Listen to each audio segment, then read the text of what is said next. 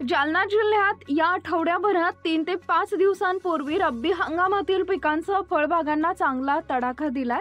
यामुळे शेतकऱ्यांचं मोठ्या प्रमाणात नुकसान झालं असून जालना तालुक्यातील वाघरूळ महसूल मंडळातल्या धारकल्याण, कडवंची नावा, वरुड आणि आसपासच्या 17 गावात द्राक्ष उत्पादक शेतकऱ्यांचं मोठं नुकसान झालं असल्यानं हे शेतकरी आज आपल्या विविध मागण्या घेऊन थेट जिल्हाधिकारी कार्यालयावर धडकले।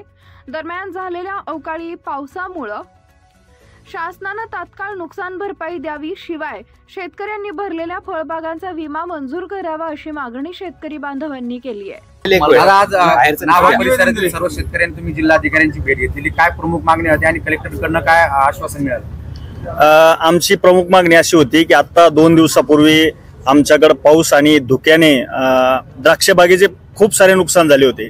त्या संदर्भात जेव्हा आम्ही माहिती काढली तर आमच्या मंडळात वाघरळ ठिकाणी जे असलेलं पर्जन्य मापक, या मापकामध्ये 2 दिवसाचा पाऊस हा निरंक दाखवण्यात येत होता आणि विमा कंपनीकडून याचा कोणताच मोबदला की पाऊस निरंक दाखवल्यामुळं मिळत नसल्यामुळं, शेतकऱ्यांना विमा मिळत नसल्यामुळं आम्ही आज कलेक्टर साहेबांना भेटलो आणि सविस्तर त्याविषयी चर्चा केली आणि त्यांनी आम्हाला सांगितलं की पर्जन्य मापकाचा जो विषय आहे तो मी मार्गी लावण्याचा 100% प्रयत्न करतो आणि बाकीचं पाणंद रस्ते असतील, सामूहिक शेततळे असेल, याच्यासाठी अनुदान असेल आणि बँकेचे काही मुद्दे होते युनियन बँकेचे, त्या संदर्भातही साहेबांनी आम्हाला सांगितलं की मी 100% प्रयत्न करतो की मला यात काय बदल केला जाईल म्हणून।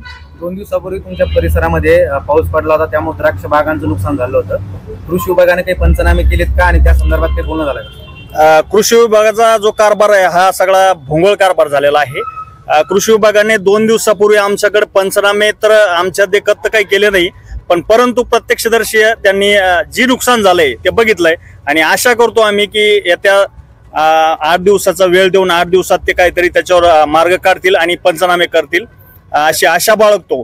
आणि त्यानंतर जर पंचनामे नाही केले किंवा शेतकऱ्यांना मोबदला नाही भेटला तर यापेक्षा दुसरा काय अजून पर्यायी मार्ग शेतकऱ्याला काय केला जाईल आणि कसं त्या संदर्भात पाऊल उचललं जाईल हे आम्ही निश्चितच ठरवू। त्या संदर्भात जिल्हाधिकाऱ्यांची काही चर्चा झाली का? हो, त्या संदर्भात तालुका कृषी अधिकारी यांचं जे आहे त्यांचा जे कारभार चालतो आणि त्यांच्याविषयी जे शेतकऱ्यांना उडवडीचे उत्तर देतात त्यांच्याविषयी तक्रार आम्ही केलेली आहे। किती दिवसापासून बंद आहे, तुम्हाला कधी कळालं? पर्जन्य मापकाचा विषय असा आहे की पर्जन्य मापक बंद आहे का चालू आहे हे प्रशासन ठरवाल, ते आम्ही बंद आहे का चालू आहे हे आम्ही नाही ठरवलंय।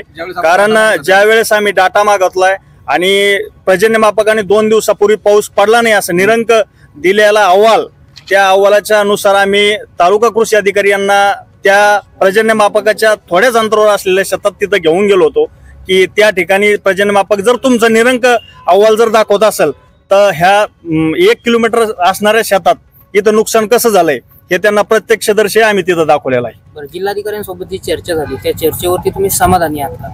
हो, नक्कीच साहेबांनी जी चर्चा केली त्याच्यावर नक्कीच समाधानी आहे आणि याच्या अगोदरही जिल्हाधिकारी साहेबांनी खूप सारी शेतकऱ्यांना मदत केलेली आहे आणि अशी आशा बाळगतो की साहेब 100% यावेळेसही आम्हाला मदत करतील।